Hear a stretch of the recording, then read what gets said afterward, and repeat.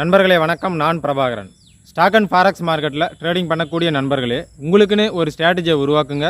அந்த ஸ்ட்ராட்டஜி ஒரு சக்ஸஸ்ஃபுல் ஸ்ட்ராட்டஜியாக இருக்கணும். இது ரொம்ப ரொம்ப முக்கியம். அந்த சக்ஸஸ்ஃபுல் ஸ்ட்ராட்டஜியை பேஸ் பண்ணி மட்டுமே ட்ரேடிங் பண்ணுங்கள். கை நிறைய ப்ராஃபிட் புக் பண்ணுங்கள், பை நிறைய ப்ராஃபிட் புக் பண்ணுங்கள், பேங்க் அக்கௌண்ட் நிறைய ப்ராஃபிட் புக் பண்ணுங்கள், சந்தோஷமாக இருங்க. இதற்கு என்னுடைய மனமார்ந்த வாழ்த்துக்கள். ஸ்டாக் மார்க்கெட்டாக இருந்தாலும் சரி, இல்லை ஃபாரெக்ஸ் மார்க்கெட்டாக இருந்தாலும் சரி, ஒரு ஆர்டர் நம்ம ப்ளேஸ் பண்ணுறோம் அப்படின்னாக்கா ஏதோ ஒரு கான்செப்டை பேஸ் பண்ணி தான் அந்த ஆர்டரை நம்ம ப்ளேஸ் பண்ணுறோம். ஏதோ ஒரு கான்செப்டை பேஸ் பண்ணி தான் ஒரு ட்ரேடிங்கு நம்ம பண்ணுறோம். ஸோ இந்த கான்செப்ட் அப்படின்னு சொல்கிறோம்ல, ஸோ அதற்கு பேர் தான் ஸ்ட்ராட்டஜி. அதாவது ஒரு கரன்சி பேரோட வேல்யூ 1000லேருந்து 1500 வரைக்கும் மேலே போகிறதுக்கு வாய்ப்புகள் இருக்குது. இல்லை 1000லேருந்து 500 வரைக்கும் கீழே மூவ் ஆகிறதுக்கு வாய்ப்புகள் இருக்குது. இல்லை ஒரு ஸ்டாக் ப்ரைஸோட வேல்யூ வந்து 1000லேருந்து 1500 வரைக்கும் மேலே போகிறதுக்கு வாய்ப்புகள் இருக்குது. இல்லை 1000லேருந்து 500 வரைக்கும் கீழே மூவ் ஆகிறதுக்கு வாய்ப்புகள் இருக்குது அப்படின்னு சொல்லிட்டு ஒரு ப்ரிடிக்ட் பண்ணுறோம்ல, ஒரு காரணம் இருக்குது இல்லை, ஒரு கான்செப்ட் இருக்குது இல்லை. ஸோ அதற்கு பெயர் தான் ஸ்ட்ராட்டஜி கான்செப்ட். அந்த மாதிரி மார்க்கெட்டில் நம்ம பயன்படுத்தக்கூடிய ஸ்ட்ராட்டஜியோட அதாவது அக்யூரசி என்ன? ஸோ அக்யூரசின்னா என்ன, அக்யூரசியை வந்து எப்படி கண்டுபிடிக்கிறது, நம்ம ஸ்ட்ராட்டஜியோட அக்யூரசி எப்படி கண்டுபிடிக்கிறது, எத்தனை பர்சன்டேஜ் அக்யூரசி இருந்தால் அது சக்ஸஸ்ஃபுல் ஸ்ட்ராட்டஜி, எத்தனை பர்சன்டேஜ் அக்யூரசி இருந்தால் அது ஃபெயிலியர் ஸ்ட்ராட்டஜி அப்படின்னு சொல்லிட்டு நம்ம எப்படி கண்டுபிடிக்கிறது அப்படிங்கிற மாதிரியான ஒரு சிறிய தெளிவான ஒரு முக்கியமான பதிவு தான் இந்த பதிவு. சரி, முதல்ல அக்யூரசினா என்ன அப்படிங்கிறத கண்டுபிடிக்கலாம். ஆக்சுவலாக ஃபாரெக்ஸ் மார்க்கெட்டில் நான் ட்ரேடிங் பண்ணுறேன். ஸோ என்னுடைய ட்ரேடிங் எல்லாமே முரட்டுக்காலை அப்படிங்கிற என்னுடைய ஸ்ட்ராட்டஜியை பேஸ் பண்ணினா ட்ரேடிங்கை மட்டும்தான் இருக்கும்.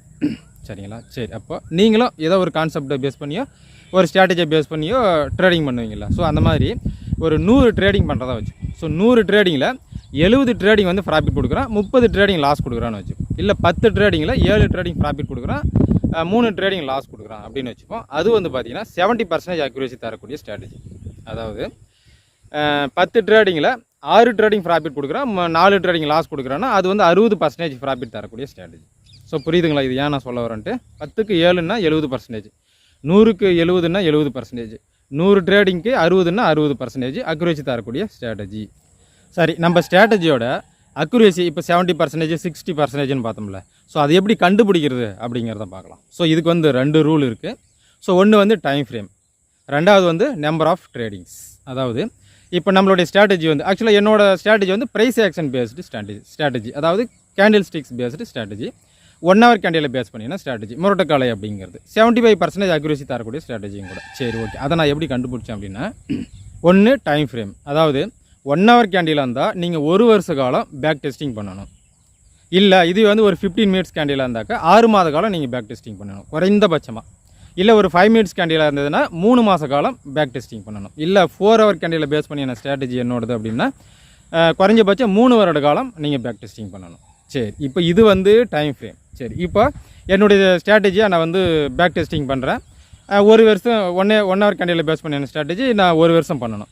இப்போ 1 வருஷம் நான் பேக் டெஸ்டிங் பண்ணுறேன், 60 ட்ரேடிங் தரான்னு வச்சுப்போம். 1 வருஷத்துக்கு எனக்கு 60 ட்ரேடிங் தரான். சரி, ஓகே. எத்தனை ட்ரேடிங் ப்ராஃபிட்டு எத்தனை ட்ரேடிங் லாஸ் அது அப்புறம் பார்ப்போம். முதல்ல 60 ட்ரேடிங் நம்மளுக்கு தரான் அப்படின்னு வச்சுப்போம். இப்போ டைம் ஃப்ரேம் ஓகே, அதாவது 1 வருஷ காலம் நம்ம பேக் டெஸ்டிங் பண்ணிட்டோம். சரி, இப்போ இதை வச்சு நம்ம அக்யூரேசியை முடிவு பண்ணலாமன்னா முடிவு பண்ணக்கூடாது. இப்போ 2வது ரூல் இருக்குல்ல, நம்பர் ஆஃப் ட்ரேடிங்ஸ். அதாவது மினிமம் 100 ட்ரேடிங்கை வச்சு தான், 100 என்ட்ரியை வச்சு தான் நம்மளுடைய ஸ்ட்ராட்டஜியோட அக்யூரேசியும் கண்டுபிடிக்கணும். 1 வருஷம் நம்ம பேக் டெஸ்டிங் பண்ணிட்டோம், இந்த கண்டிஷன் ஓகே. ஸோ இப்போ இந்த கண்டிஷன் வந்து பார்த்திங்கன்னா இன்னும் ஒரு 6 மாத காலம் இல்லை ஒரு 3 மாத காலம், அதாவது 100 ட்ரேடிங் வர்ற வரைக்கும் நம்ம பேக் டெஸ்டிங் பண்ணணும். அப்போது 1 வருஷ காலமும் நம்ம பேக் டெஸ்டிங் பண்ணணும், அதே நேரத்தில் 100 ட்ரேடிங் நம்மளுக்கு இருக்கணும். இப்போ இங்கே 1 வருஷத்தில் 60 தான் வந்திருக்கு. அப்போ இன்னும் ஒரு 3 மாதமோ இல்லை ஒரு 6 மாதமோ நம்ம பேக் டெஸ்டிங் பண்ணும்போது 100 ட்ரேடிங் வந்துடுதா? அப்போ நம்பர் ஆஃப் ட்ரேடிங்ஸ் 100 வந்துடணும். இப்போ 2 கண்டிஷன் ஓகேவா? 100 ட்ரேடிங் வந்துடுச்சு, இதுலேருந்து எத்தனை ட்ரேடிங் ப்ராஃபிட்டு எத்தனை ட்ரேடிங் லாஸு? 70 ட்ரேடிங் ப்ராஃபிட் கொடுக்குறேன்னா அப்போ 70%, இல்லை 80 ட்ரேடிங் ப்ராஃபிட் கொடுக்குறேன்னா அப்போ 80%, இல்லை 60 தான் கொடுக்குறேன்னா 60%. சரிங்களா? சரி, ஓகே. இப்போ இன்னொரு கண்டிஷனை வந்து பாருங்கள், நம்பர் ஆஃப் ட்ரேடிங்ஸ் நம்மளுக்கு 100 வரணும். நீங்கள் 1 ஹவர் கண்டியில் பேஸ் பண்ணி என்ன ஸ்ட்ராட்டஜி இருந்து 1 இயருக்கு நான் ஒரு 6 மாத காலம் நான் பேக் டெஸ்டிங் பண்ணுறேன், 100 ட்ரேடிங் வந்துடுச்சு. நீங்கள் 100 ட்ரேடிங் வந்தால் ஓகேன்னு தானே சொன்னீங்க. 100 ட்ரேடிங் வந்துடுச்சு, ஆனால் இந்த டைம் ஃப்ரேமில் 1 இயர் கம்ப்ளீட் ஆகலைல்ல, அப்போ 1 இயர் வரைக்கும் நம்ம பேக் டெஸ்டிங் பண்ணோம். அப்போ 6 மாதத்துலேயே 100 வந்திருக்குன்னா 150 இல்லை 200 ட்ரேடிங்ஸே வரும். சரிங்களா? அப்போ 1 இயரும் நம்ம பேக் டெஸ்டிங் பண்ணியிருக்கணும், அதே நேரத்தில் குறைஞ்சபட்சம் 100 ட்ரேடிங்கை வச்சும் நம்மளுடைய அக்யூரேசியை கண்டுபிடிக்கணும். ஸோ அப்போ தான் வந்து பார்த்திங்கன்னா நம்மளுடைய ஸ்ட்ராட்டஜி ஒரு தரமான வெற்றிகரமான ஸ்ட்ராட்டஜியாக இருக்கும். ஸோ அதை பேஸ் பண்ணி நம்ம ட்ரேடிங் பண்ணும்போது மட்டும்தான் நம்ம ப்ராஃபிட்டில் இருப்போம். சரிங்களா? ஸோ புரிஞ்சிருக்குன்னு நான் நம்புகிறேன். சரி, ஒரு ஸ்ட்ராட்டஜியோட அக்யூரேசினா என்ன அப்படிங்கிறது நம்மளுக்கு தெரிஞ்சிச்சு. அதை எப்படி கண்டுபிடிக்கணும் அப்படிங்கிறதும் தெரிஞ்சிட்டோம். இப்போ எத்தனை பர்சன்டேஜ் அக்யூரேசி இருந்ததுன்னா அது சக்ஸஸ்ஃபுல் ஸ்ட்ராட்டஜி, எத்தனை பர்சன்டேஜ் அக்யூரேசி இருந்ததுன்னா அது ஃபெயிலியர் ஸ்ட்ராட்டஜி அப்படிங்கிறத பார்த்துடலாமா உதாரணத்தோட. ஸோ குறைந்தபட்சம் 70% அக்யூரேசி இருந்தால் மட்டும்தான் அது சக்ஸஸ்ஃபுல் ஸ்ட்ராட்டஜி. இல்லை சார் என்னோடய ஸ்ட்ராட்டஜி வந்து 65% அக்யூரேசி இருக்குது, இல்லை 60% இருக்குது, இல்லை 50% இருக்குதுன்னா கண்டிப்பாகவே அது ஒரு ஃபெயிலியர் ஸ்ட்ராட்டஜி. நான் ஏற்கனவே சொன்னது போல் என்னுடைய முரட்டக்காலை ஸ்ட்ராட்டஜி வந்து 75% லாபம் தரக்கூடிய அக்யூரேசி தரக்கூடிய ஒரு ஸ்ட்ராட்டஜி. சரி இதை நான் ஏன் சொல்கிறேன் அப்படின்னா, இப்போ உதாரணத்துக்கு 100 ட்ரேடிங் பண்ணுறீங்க. ஸோ 100 ட்ரேடிங்கில் 70 ட்ரேடிங் ப்ராஃபிட் கொடுக்குறாப்புல 30 ட்ரேடிங் லாஸ் கொடுக்குறோம் அப்படின்னு வச்சுப்போம். ஒரு ட்ரேடிங்க்கு 10 ரூபா ப்ராஃபிட்டு 10 ரூபா லாஸ் இந்த மாதிரி வச்சுப்போம். அப்போ 100 ட்ரேடிங்கில் 70 ட்ரேடிங் ப்ராஃபிட் கொடுக்குறோம். அப்போ நம்மளுக்கு ஒரு ட்ரேடிங்க்கு 10 ரூபான்னா 70 ரூபா நம்மளுக்கு லாபம் கிடச்சிருக்கும். சாரி 700 ரூபா லாபம் கிடச்சிருக்கும். கரெக்டாக?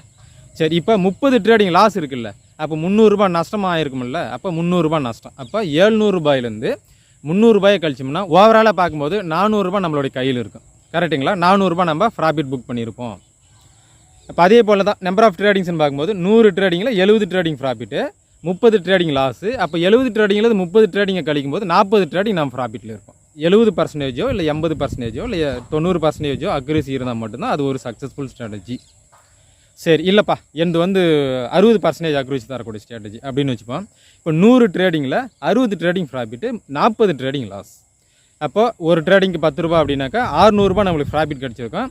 இங்கே லாஸாக 400 ரூபா லாஸ் ஆகிருக்கும், நஷ்டம் அடைஞ்சிருக்கும். அப்போ 600 ரூபாயிலேருந்து 400 ரூபாய் கழிச்சோம்னா 200 ரூபா தான் நம்ம கையில் நிற்கும். 100 ட்ரேடிங்கில் 60 ட்ரேடிங் ப்ராஃபிட்டு, 40 ட்ரேடிங் லாஸ். ஓவராலாக பார்க்கும்போது 20 ட்ரேடிங் தான் நம்மளுக்கு ப்ராஃபிட்டில் இருக்கும். கரெக்டாக?